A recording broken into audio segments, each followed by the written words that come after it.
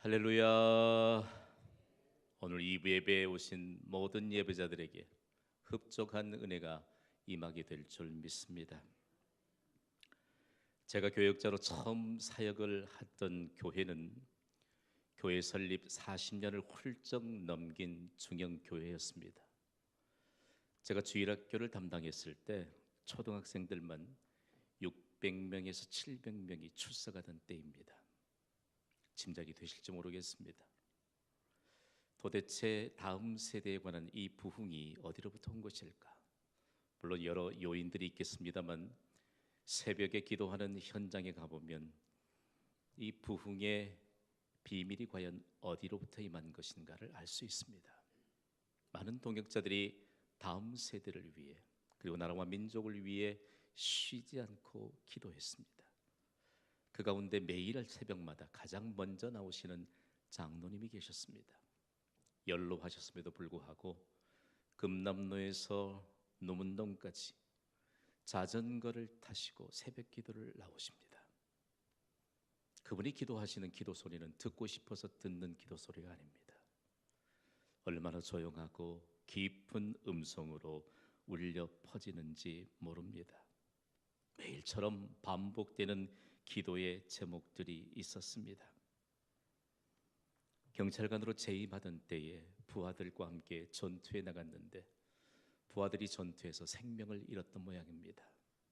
너무 가슴에 맺혀 있어서 그 생명을 잃었던 부하들의 가족을 위해서 눈물로 기도하셨습니다. 특히 자손들과 나라와 민족의 희망인 다음 세대들을 위해서 기도할 땐 소망이 넘치셨습니다. 그 다음 여러 교회와 목회자들을 위해 기도하시는 것을 들을 수 있었습니다. 장로님께서는 활동력을 잃지 않을 때까지 늘 새벽을 깨우시면서 기도하셨습니다. 모범적인 경찰관이셨던 장로님은 예수님을 영접하신 이후로 어디를 가시든지 믿음의 아름다운 흔적을 남기셨습니다. 교회를 모범되이 섬기셨고요. 교회가 건축을 하면 앞장서시고 그리고 가장 하나님 앞에 즐거이 드리는 일들로 헌신하셨습니다. 행여 이웃에 있는 교회들이 어려움을 겪고 있다는 소식을 들으면 앞뒤 죄지 않고 재정으로 후원을 하셨던 분이십니다. 또한 장로님은 마치 오른손이 하는 일을 왼손이 모르게 하듯이 은밀하게 장학 사역을 펼치셨습니다. 목사 후보생들의 학비를 지원하셨는데 그 가운데 한 분은 그 장로님의 은혜를 잊지 못합니다. 서울에서 교회를 개척하셨고 그리고 수도권에서 지금 대형 교회를 섬기시면서 하나님의 큰 일을 감당하고 있습니다. 경찰관을 지내신 이후 기업가가 되신 이후로는 더욱더 기독교 학교를 세우는 일에 주력하셨습니다. 끊임없이 기독교 정신으로 다음 세대를 양육하기 위해서 세워진 학교가 경신중학교입니다. 경신여고등학교입니다. 그리고 훗날 경신유치원이 세워졌습니다. 이분이 경신교회 처음 은퇴 장로이신 이재국 장로님이십니다. 장로님께서는 하나님이 주시는 것을 철저하게 자신만을 위해서 사용하지 않고 나누셨습니다. 철저하게 하나님 나라를 위해 헌신하고 인재 양성을 위해 쏟아부으셨던 그 결과 참으로 놀랍습니다. 그 학교에서는 아침마다 찬송 소리가 울려 퍼지고 그리고 믿음의 교훈을 따라서 시작되는 학교, 천하보다 귀한 한 영혼들이 구원받게 되는 축복의 터전, 더욱이 하나님을 공경하는 것과 이웃사랑을 배운 학생들은 차원이 다른 인생을 펼치는 축복의 주역들로 세워지고 있습니다. 이들이 진정한 지구촌의 희망이 아닐까요? 저는 장로님을 잊을 수 없는 기회가 있습니다. 제가 신학대학원을 졸업하던 때입니다. 고신대학교 신학대학원이 당시에는 부산의 송도에 있었습니다. 고신대 의대와 함께 있었는데 그곳에 졸업식이 있던 날 친히 먼 길을 와주셨습니다. 그리고 축하하시면서 제 손을 꼭 붙잡으시더니 졸업식 날 강도사님 미안하지만 내가 한 가지 당부드리는 것을 이해해 주십시오. 차후로 목사님이 되시거든 정치하는 목사님이 되지 말고 목회에만 전념하는 목사님이 되어주세요. 저는 존경하는 그 장로님의 말씀에 이렇게 대답했습니다. 장로님 말씀 명심하겠습니다. 몇 년 후 저는 유학을 떠났습니다. 유학 중에 다음 세대를 위해 경신교회가 설립되면서 제가 청빙을 받고 다시 귀국하면서 이재국 장로님을 다시 뵐 수 있게 되었습니다. 그러나 그때는 건강을 잃으신 이후였기 때문에 휠체어에 몸을 의지하고 계셨습니다. 2005년 5월 1일 경신교회가 설립된 후에 3개월이 지난 2005년 8월 1일 장로님은 영원한 하나님의 나라로 부름을 받으셨습니다. 장로님께서는 영원한 하나님의 나라로 옮겨가셨지만 최근까지 장로님이 심으셨던 믿음의 열매는 창대한 결실로 드러나고 있습니다. 교회의 상위 기관인 노회가 있습니다. 노회를 통해서 연거푸 기적적인 소식이 전해지고 있습니다. 다름 아닌 장로님께서 활동하시던 1960년대 초에 광주 광역시에 있는 장로교단이 연합해서 장로교단에 속해 있는 교인들이 하나님의 부르심을 받으면 그 시신들을 안장할 기독교 공원묘지를 연합해서 마련하는 것입니다. 그때에 장로교 6개의 교단 가운데 저희 교회가 속해 있는 고신교단의 지분을 장로님이 마련해 두셨습니다. 그런데 최근에 몇 년에 걸쳐서 3차례에 걸쳐 산 중턱이던 그곳이 개발이 되면서 보상금을 받게 되었습니다. 아무도 예상치 못했던 20억 원이 넘는 보상금을 노회가 받았습니다. 그런데 그 일의 진행의 과정을 보면 그건 하나님의 기적입니다. 이런 결실들을 받아보면서 장로님께서 후손들에게 자칫 잘못하면 많은 물질을 남겨주셨나? 아니요. 그것은 단순한 물질이 아닙니다. 믿음의 유산을 남겨주신 것입니다. 금보다 귀한 믿음의 유산을 그렇게 남기신 것입니다. 만일 이재국 장로님의 삶을 들여다보지 못한 사람은 도무지 알 수 없는 하나님의 비밀입니다. 지난 전래 노예가 열리던 때 이재국 장로님의 장자이신 이형령 장로님께서 이재국 장로님을 대신해서 공로패를 받으셨습니다.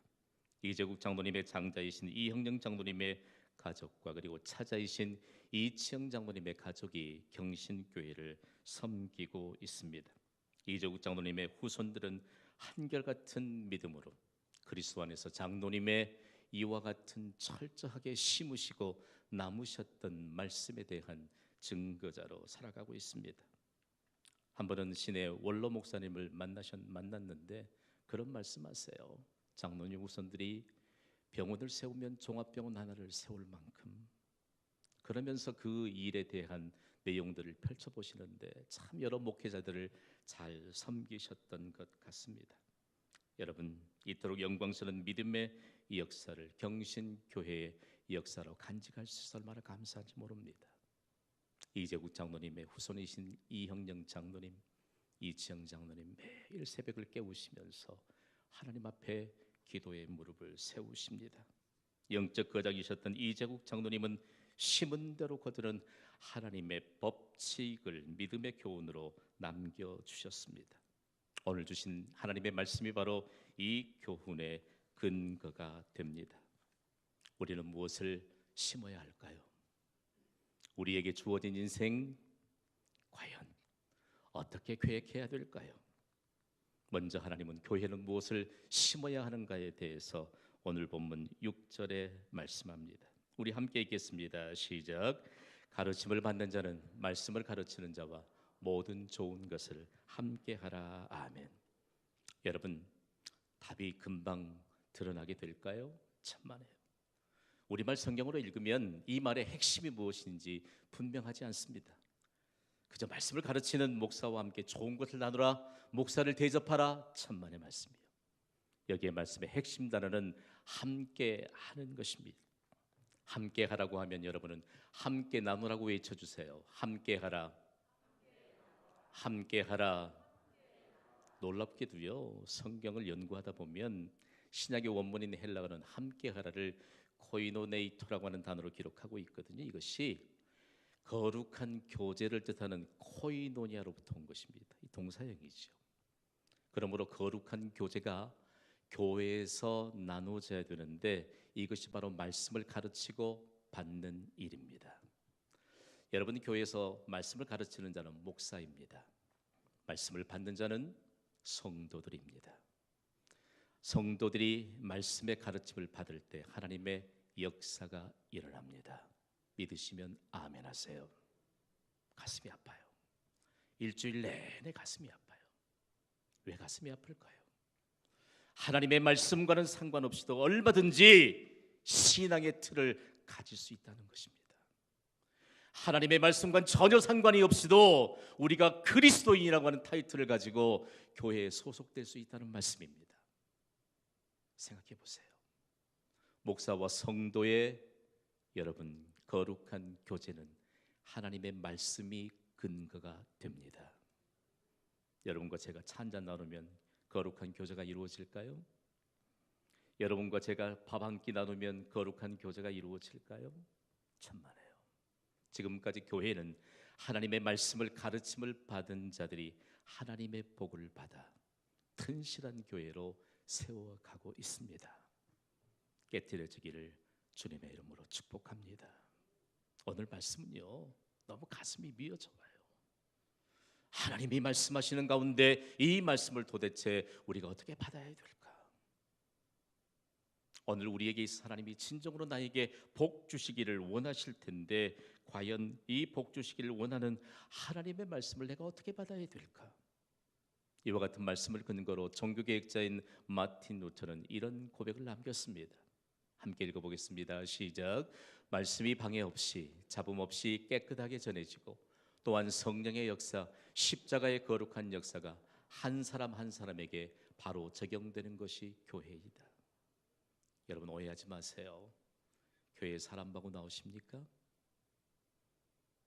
이 예배에 하나님의 임재하심을 믿으시면 아멘 하세요.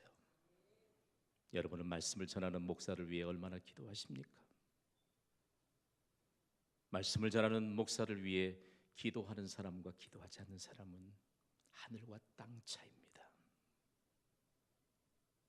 하나님의 말씀이 방해 없이 전달되도록 여러분이 저를 위해서 기도하지 않으면 사단은 별의 별일을 다 일으킵니다. 오죽하면 교회 대표 전화가 제 서재에는 없겠어요, 여러분? 끊었어요. 토요일, 주일 담임 목사 무너뜨리면 설교 힘있게 못해요.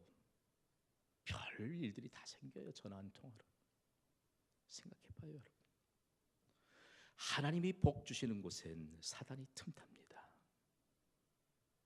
경신교회를 한번 점검해 봅시다. 아니요, 우리 자신을 한번 점검해 봅시다. 여러분 모두 하나님의 말씀에 근거해서 복받는 성도들이 되시기를 주님의 이름으로 축복합니다. 나는 말씀의 가르침을 잘 받고 있는가? 그렇다면 복받은 성도지요. 교회는 하나님의 말씀을 잘 목사가 가르치고 있는가? 그렇다면 복받는 교회인 것이지요. 하나님의 말씀을 가르치고 하나님의 말씀을 받는 것이 말씀을 심는 것입니다.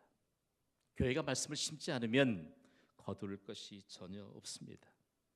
그러므로 말씀의 씨앗이 심겨지면 기도의 씨앗이 병행되어 심겨집니다. 아멘 하세요.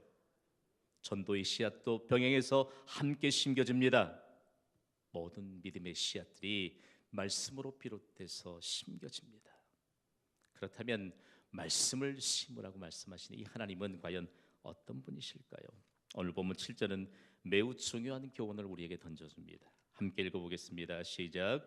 스스로 속이지 말라. 하나님은 업신여김을 받지 아니하시나니 사람이 무엇으로 심든지 그대로 거두리라. 아멘. 우리가 예배 시간에 아멘으로 화답할 수는 있습니다.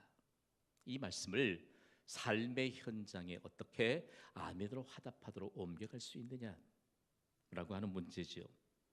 그리스도인의 복된 삶에 대해서 증거하도록 하나님이 우리에게 말씀을 주셨는데 구체적으로 하나님은 업신여김을 받지 않으신다라고 말씀합니다. 여기 업신여긴다고 하는 말이 과연 무엇일까? 우롱하는 것이지요. 우롱하는 것에 대한 형태, 행동을 나타내는 단어를 의태어라고 하잖아요. 코를 치켜 올린다는 것입니다. 하나님이 말씀하시는데 하나님을 향해 코를 치켜 올린다. 하나님 우롱하는 것이지요. 왜 이렇게 심각하도록 지적하고 있는 것일까요? 이것이 바로 스스로 속이는 일에 대한 구체적인 표현이기 때문입니다. 스스로 자기를 속인다는 것이 과연 어떤 의미일까요? 심지 않고 거두려는 것입니다. 잘 들으십시오. 심지 않으면 거둘 게 없습니다. 여러분, 교회를 우리에게 하나님이 주신 것은 한 사람의 구원을 위해 주셨지만 한 사람의 믿음 성장을 위한 은혜를 주시기 위해 교회를 세우셨음을 믿으시면 아멘 하시기 바랍니다.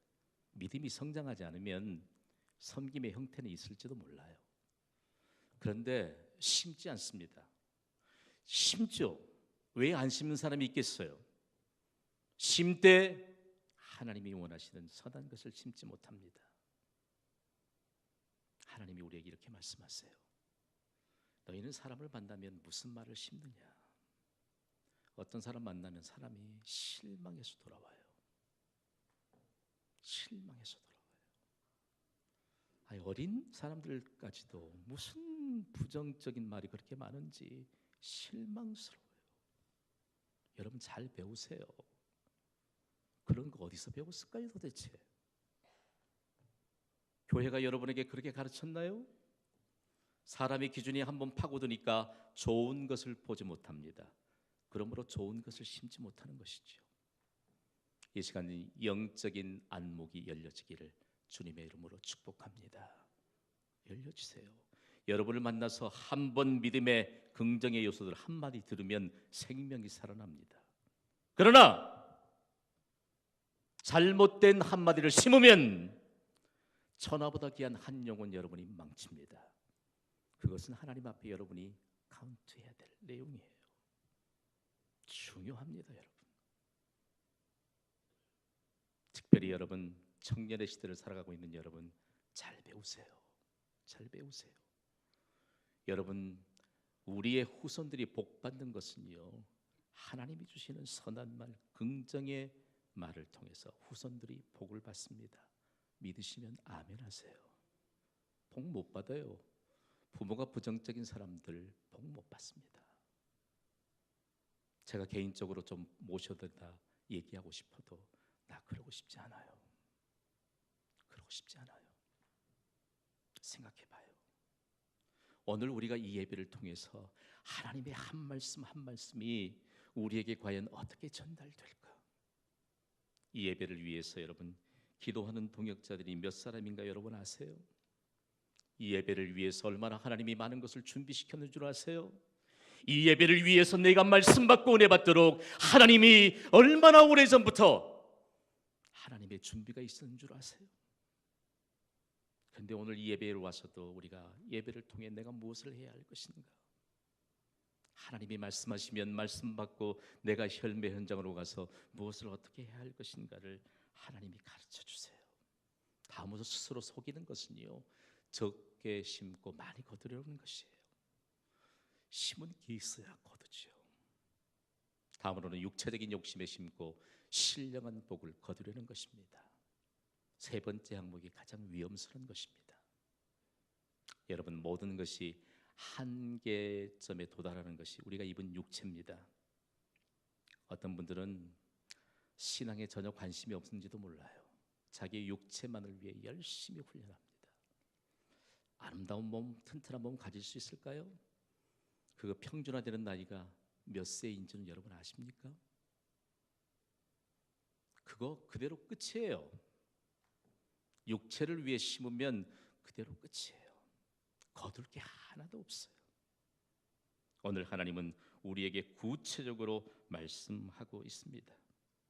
우리가 믿는 하나님은 심는 과정을 높이 평가하십니다. 여러분 세상 말로 대박 나기를 원하십니까? 결과만요? 하나님 앞에 그거 아무 소용없어요. 심는 과정을 하나님이 귀히 보십니다. 장로님의 후손들이 그렇게 말씀하세요. 우리 아버님은 그렇게 많은 물질을 소유할 만한 그런 능력을 가지신 분이 아니에요. 그러나 하나님이 주시잖아요. 하나님이 주시는데 그거 가장 좋은 집에 살아야 되고 가장 좋은 차 타셔야 되고 그런 삶 살지 않으셨어요. 교회를 세우시고 교회를 돕고 목회자들을 양성하고 돕고 다음 세대를 위해서 그 몽땅 교육 사업에 다 투자하셨어요. 얼마나 영화로운 인생이에요, 여러분. 거둘 게 너무 많잖아요. 거둘 게. 우리 교회 경신교회의 시작으로 말미암아 거둘 게 얼마나 많아졌어요. 이번 후반기에 소유가 배가 되는 성도들이 많아지고 있습니다. 여러분 뭐 하고 계십니까? 도대체 무엇을 심고 계십니까? 가장 가슴 아픈 때가 언제인 줄 아세요? 여러분에게 직분을 맡기셔서 여러분들이 예배 때마다 기도를 시킨단 말이에요. 하나님이. 그러면 이분의 이름이 비껴가요. 나 많이 웁니다. 울어. 하나님 앞에 쓰임받지 못한 직분자 많이 울어요. 정말 많이 웁니다. 하나님 앞에 쓰임받는 것처럼 영광스러운 일이 어디 있겠어요? 우리의 짧은 기도에 하늘 문을 열어주시는 주의 은혜가 임하는 줄 믿으시면 아멘 하세요. 우리의 작은 헌신에 축복의 문이 열리는 것을 믿으시면 아멘 하세요. 변함없이 주 예수 그리스도를 사랑하는 자에게 은혜를 주시는 하나님이심을 믿으시면 아멘 하세요. 없어요. 순간 마음의 결단들을 합니다. 하나님 어떻게 보실까? 어떻게 보실까요, 여러분? 오늘 하나님께서 우리에게 주신 일들 가운데 우리가 복받는 인생, 하나님이 원하시는 인생으로 나아가는 일들 과정 가운데 과연 우리의 과정은 어떻게 하나님께 드려지고 있는가? 그래서 하나님은 무엇을 심든지 그대로 하시는 분, 거두게 하시는 분이심을 말씀하고 있습니다. 오늘 본문 8절을 함께 읽습니다. 시작. 자기의 육체를 위하여 심는 자는 육체로부터 썩어질 것을 거두고 성령을 위하여 심는 자는 성령으로부터 영생을 거두리라. 아멘. 성경은 우리에게 간단하게 인간을 지배하는 두 세력을 제시하고 있습니다. 하나는 육체가 사람을 지배합니다. 하나는 성령이 사람을 지배합니다. 육체가 무엇인가요? 육체는 신약의 원문인 헬라어는 사르크스라고 하는 단어를 사용했지만 제가 우리말로 번역하면 썩어져 없어질 삭신이에요. 삭신. 그거 썩어져 없어지는 거예요. 의미를 더 부여하면 하나님을 반역하는 타락한 본성을 가진 옛사람이에요. 이유 없이 거부해요. 이유 없이.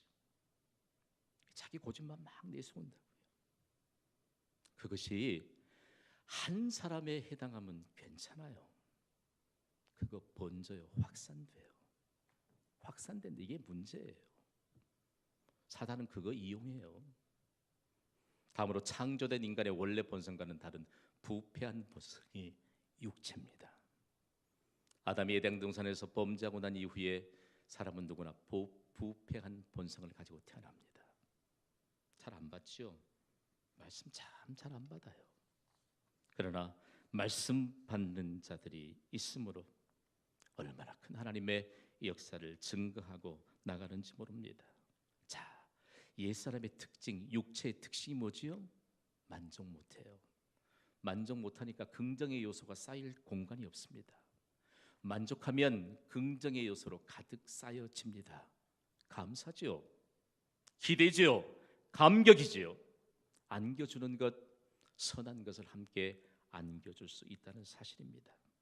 그렇다면 오늘 우리에게 있어서 하나님은 도대체 무엇을 말씀하려고 할까? 성령을 위해서 심는 자가 성령으로부터 영생을 거둔다고 말씀합니다. 영생은 도대체 무엇일까? 예수님은 기도하시는 가운데 요한복음 17장 3절의 영생에 대해서 가르쳐 주십니다. 함께 읽어보겠습니다. 시작. 영생은 곧 유일하신 참 하나님과 그가 보내신 자 예수 그리스도를 아는 것이니이다. 아멘. 유일하신 하나님을 아는 것이 영생입니다. 그분은 예수 그리스도이십니다. 예수 그리스도는 우리에게 영원한 생명을 주시기 위해 이 땅에 오셨습니다. 내가 예수님을 믿는 이유로 예수님은 하나님의 생명이요 예수님은 영원한 생명이신데 그분이 내 안에 계십니다. 그러므로 믿는 자들이 영원한 생명을 누리는 것입니다. 오늘 우리 모두에게 영원한 생명, 인간의 총체적인 복을 주신 하나님 앞에 최고의 영광을 주신 하나님 앞에 감사하며 나가시기를 주님의 이름으로 축복합니다. 만족할 수 있어요. 만족할 수 있어요. 만나보면 알잖아요. 만나면 좋은 친구인지 알아요. 만나보면 이 사람에게 만족이 있는지 알아요. 만나보면 대단히 중요해요. 우리 초보적인 단계에 벗어야 되지 않을까요? 사람은 아무도 예외가 없이 신앙의 초보의 단계를 겪어야만 합니다.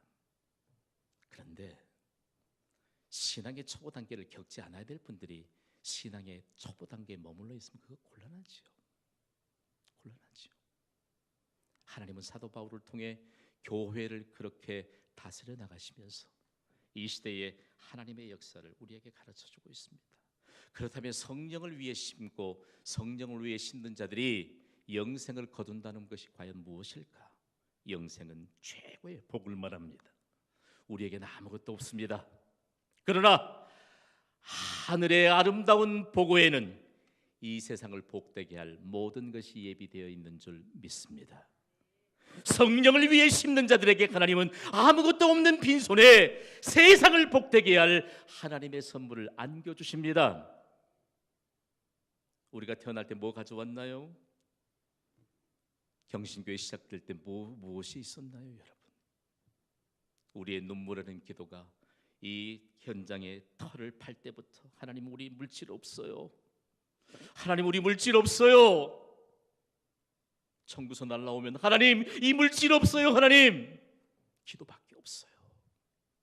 여러분 이게 교회예요. 세상을 향해 여러분이 교회도 모르고 하나님도 모르고 하나님이 세상을 복되게 할 것이 무엇으로부터 임하는가를 우리가 깨닫지 못하니까 이 시대가 혼란스러운 거 아니에요, 여러분? 오늘 말씀 받은 자들이 말씀 받을 수 있기를 주님의 이름으로 축복합니다. 우리 없어요. 기도의 모범 경신교회로부터 시작되었어요. 다 사라져가는 기도의 현장에 세상을 복되게 할 소수의 동역자들을 부르시더니 하나님이 계속적으로 부르세요. 우리의 인생이 세상을 복되게 하는 축복의 도구가 되고 통로가 되도록 부르셨어요. 하나님과 상관없이 손에 쥐고 있던 것 그거 사실 의미 없는 것 정도는 아시잖아요. 우리에게 과연 무엇이 이런 걸 다 빼앗아갔을까요? 그러나 성령을 위해 심는 자들에게 하나님이 소망의 메시지를 주세요. 낙심하지 말라, 지치지 말라 라고 말씀하세요. 낙심하지 말라, 지치지 말라. 여기에 기운이 있어요. 자기 열심으로 하나님의 일을 감당하면 지칩니다. 그거 한계 금방 드러나요. 그러나 하나님이 주시는 힘으로 감당하면 지칠 줄 모르는 열정을 하나님이 주실 줄 믿습니다.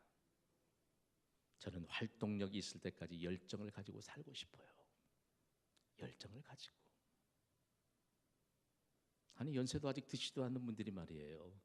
무슨 노인들처럼 신앙의 노년기를 겪은 사람처럼 잠자리나 붙들고 있고 말이에요.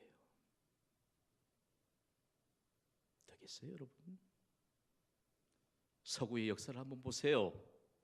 서구의 역사, 세계를 지배했던 민족의 역사를 보면 기상시간이 새벽이에요. 새벽. 한 가정의 테두리 안에 있는 모든 가족들을 새벽부터 함께 깨우면서 함께 한자리에 앉아 하나 된 것을 확인하면서 세계를 지배할 수 있는 힘을 얻었던 것입니다, 여러분. 하나님의 원칙에 벗어나는 삶을 가지고 우리가 복된 삶을 산다, 그렇게 말하면 곤란하잖아요.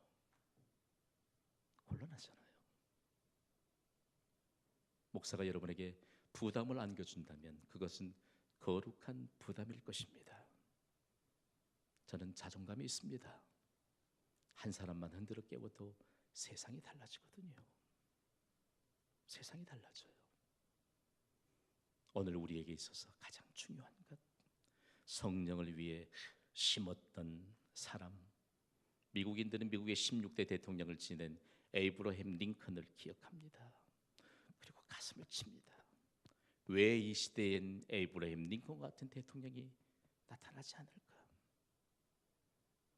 그가 대통령 재임 시절에 이런 말을 남겼습니다.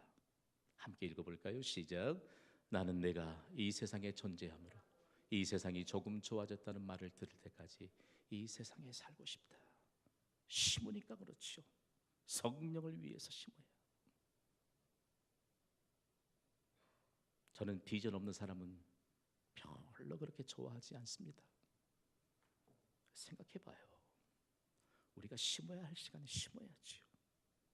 힘든 것은 나누는 것입니다. 오늘 우리에게 있어서 무엇이 이렇게 가로막고 있을까? 도대체 그렇다면 하나님은 무엇을 심고 무엇을 거두게 하실까라고 하는 사실입니다. 경신교회 현재는 교실 한 칸에서 믿음의 씨앗을 심었던 결과입니다. 잘 심었던 분들 당부를 드립니다. 멈추게지지 마세요. 오늘 이 설교 끝나고 나면 제가 한 가지 행동을 옮겨야 될 일이 있습니다. 새벽에 교회 초창기 시절처럼 전화기 붙을 겁니다. 여러분들이 반응을 하든지 안 하든지 다시 전화기 붙잡을 것입니다. 여러분들이 성령을 위해 심어야만 이 나라 미래의 보장이 있습니다. 여러분들이 성령을 위해 심어야만 인간의 차원을 벗어나 하나님의 차원의 삶을 삽니다. 그렇지 않으면 우리의 인생 시시한 인생이 되고 맙니다. 되고 말아요. 우리의 자손들 쑥쑥 자라잖아요. 그 아이들을 위해 무엇을 심고 계십니까? 그 아이들이 자라서 무엇을 거두기를 바라고 계십니까? 여러분, 우리의 인생 믿음의 씨앗을 심으면 기적의 열매를 거두게 될 것을 믿습니다. 하나님이 우리에게 심은 대로 거두는 하나님의 법칙을 약속으로 주셨기 때문입니다. 이 약속의 증거자가 되시기를 주님의 이름으로 축원합니다. 반주해 주세요.